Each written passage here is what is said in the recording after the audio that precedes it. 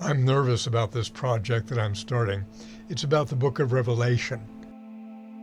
Part of the problem in teaching about Revelation is that it is so multi-layered. Previously, I gave a teaching about the two beasts of Revelation, and I gave my version of it. But of course, somebody could say, no.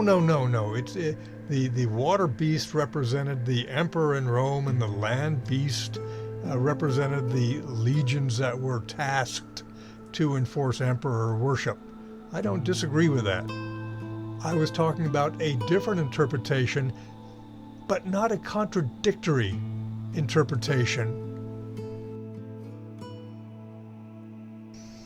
Revelation is a layered book, and what I'm about to embark on is not the only interpretation.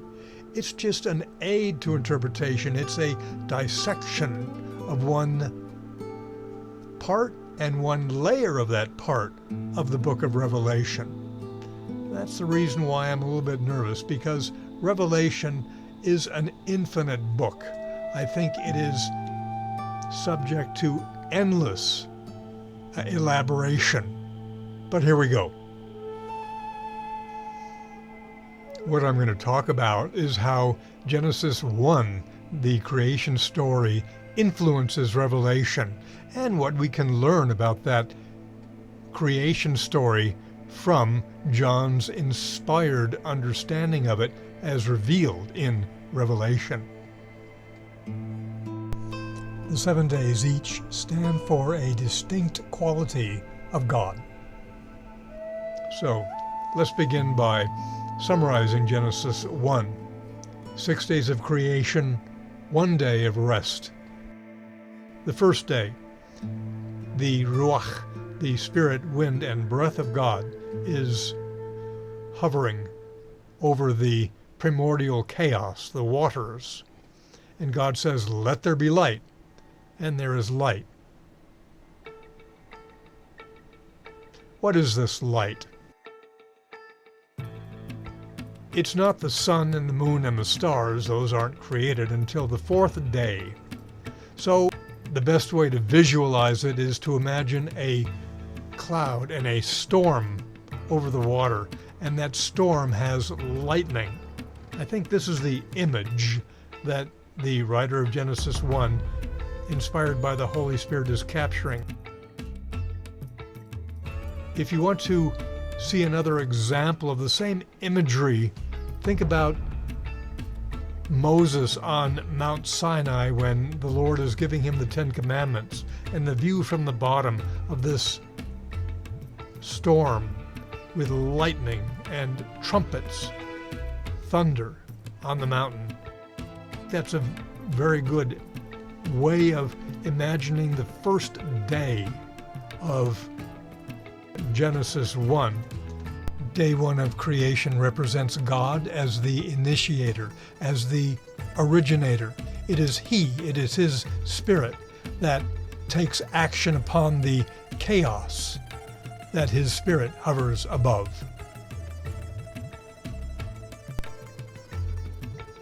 The second day of creation is when God separates the waters above from the waters below. And here we see the quality of God as parser, God as organizer. On the third day, God brings the earth from below up through the waters, and on that earth He brings forth every kind of tree, every kind of vegetation, grain, every vegetable, every fruit that's good to eat. And this demonstrates the quality of God as the provider. On the fourth day, God creates the sun, the moon, and the stars. And He gives these authority. They rule the day, they rule the night. They establish the cadence of the universe. They mark the passage of time, the days, the months, the years. This is one of two places where God grants authority.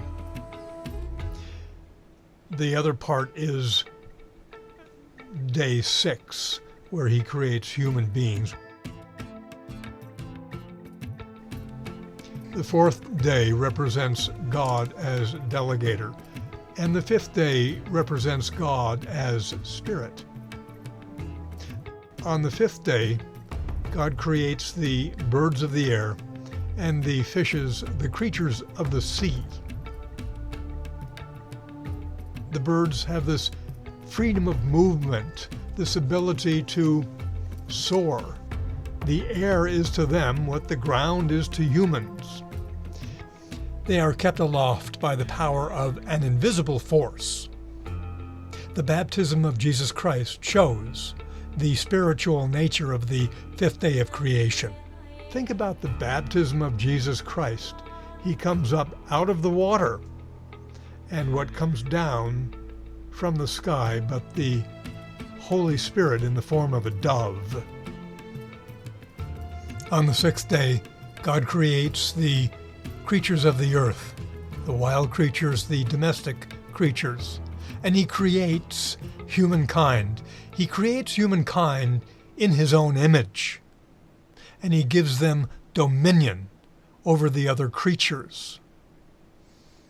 What does this mean?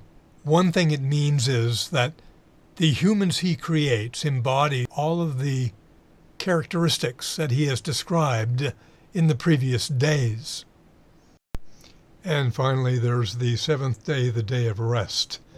Think of that as not only a day of lying around, lounging around, think of it also as a day of celebration, a day of feasting. We still have that tradition of feasting, at least in my tradition of Christianity, the Episcopal Church. You give things up for Lent, but Sunday is a feast day, so you can break your fast, whatever it is, on Sundays. Now, the first place that I would like to elaborate the application of Genesis 1 to Revelation is the breaking of the seals on the scroll, which is described in chapters 5 through 8 of Revelation. In chapter 5, you have John of Patmos seeing I'm going to refer to my New Revised Standard Version as I read this. He sees a scroll written on the inside and on the back, sealed with 7 seals, and a mighty angel proclaiming with a loud voice, "Who is worthy to open the scroll and break its seals?" Okay. And there's only one, and that's the Lamb that was slaughtered, Jesus Christ.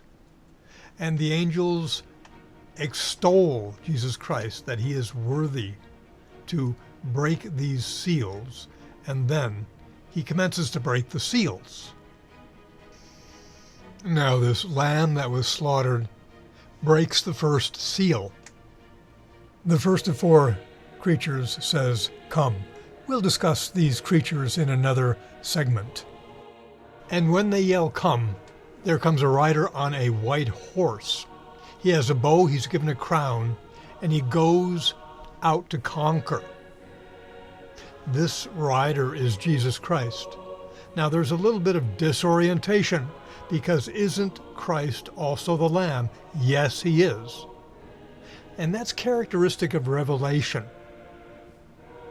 Because in the chapter 1, we see Christ as both the cosmic Christ that has the 7 stars in his hand, but he's also the human Christ who walks among the candlesticks that represent the church, the Christ among us, who walks among us. So there is this duality in chapter 1. We see it again here in chapter 5 and 6. So here, with the breaking of the first seal, we see the quality of initiation, which we also saw on the first day of creation. We also see the centrality of Christ in the breaking of the first seal. And it may be that this also signals that John of Patmos saw Christ as central to the first day of creation, that he was the inspiration, the lightning strike or strikes of the first day of creation. And this is consistent with New Testament theology, right? Because in Colossians chapter 1, Christ is called the firstborn of creation.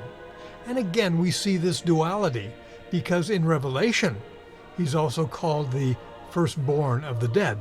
He's the firstborn of creation. He's the firstborn of the dead. The second seal is broken. A second horse and rider comes out. The second horse is red, and it's permitted to take peace from the earth. What happens when peace is taken from the earth? Bodies are pierced. Bodies are cleaved. Blood flows. And this is a breaking of a barrier, that is, the barrier between the body and the outside world. Another way that barriers are burst in war, of course, is the invasion of borders.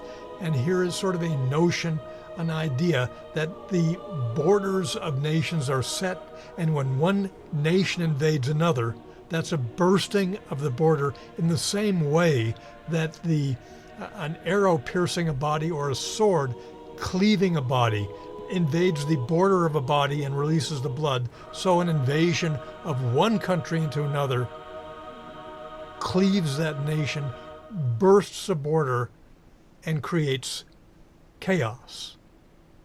Barriers are a big deal in the Bible, under the law, under the Torah. And to give one paradigm of example of this, think about the flood under Noah. When God brought the flood, he let those barriers, the barriers that kept the waters above, he let them burst, and the flood consumed the earth. And everybody but Noah, who in his ark was permitted to stay above the flood, was destroyed. So it's a reversal of the second day of creation. Now, on the second day, God separated the waters above from the waters below. So, like the flood in the time of Noah, the events after the breaking of the second seal represent an antiphonal, an opposite version of the second day of creation.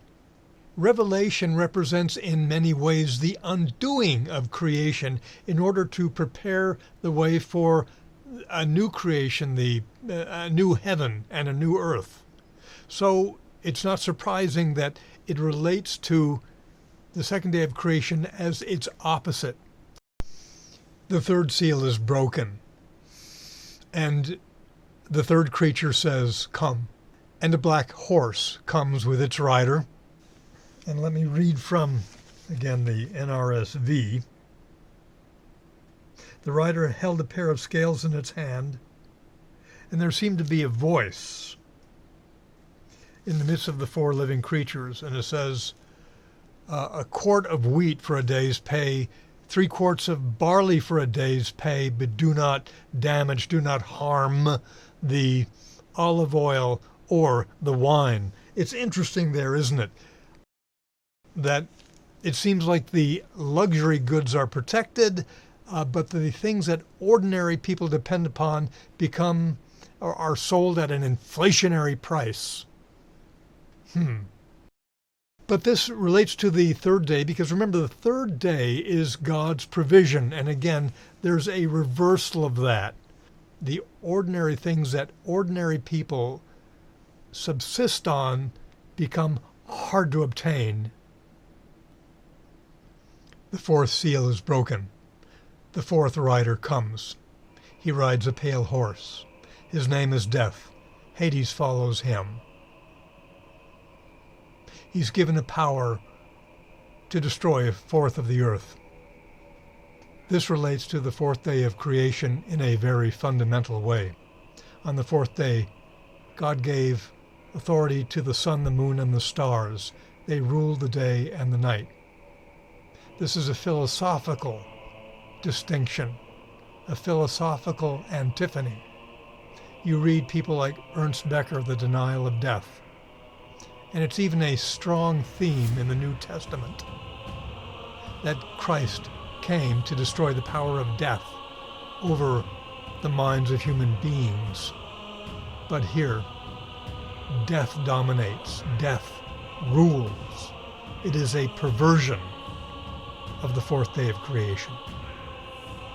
In the same way that the fourth seal represents a perversion of the fourth day of creation, the fifth day represents a perversion of the fifth day of creation. The fifth day of creation, as we discussed, represents God as spirit. And we encounter spirits here. We encounter spirits in prison, imprisoned spirits, imprisoned under a rock. They plead for justice. They're told to be patient. They're given white robes. They're told to rest a little while longer. The sixth seal is broken. The moon turns blood-colored. The sun turns black. The stars fall out of the sky. All of the earthly authorities, the judges, the kings, everybody hides from the wrath of the Lord. This relates to the sixth day of creation, which was a day on which God conferred authority to humankind. Here we see the entities that were given authority on the fourth day, the sun, the moon, and the stars, are undone, and so are the kings, that is, the most authoritative persons, the kings, the magistrates, all authorities hide from the Lord. Their authority is undone in the same way as the fourth day authorities are also undone. In chapter 8 of Revelation, we encounter multitudes from the tribes of Israel and multitudes from the world generally. And then in chapter 9, the seventh seal is broken.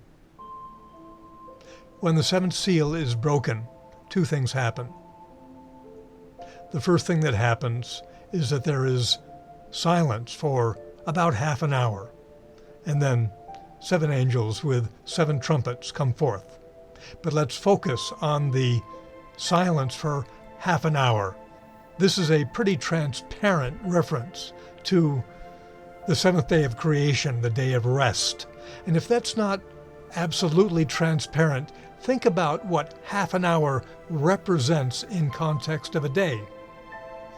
24 hours in a day, a half an hour is 1/48th of a day. That's pretty close to 1 out of 50. 1 out of 50 years is the Jubilee year, the year of rest. 1/48th is not exactly 1/50th. But remember, what Revelation says in chapter 9 is that there is silence for about half an hour. And this concludes our discussion of the first book of Genesis, the creation story, and the breaking of the seals in Revelation. We shall discuss other parts of Revelation as they bear upon the creation story and as the creation story influences Revelation in subsequent videos.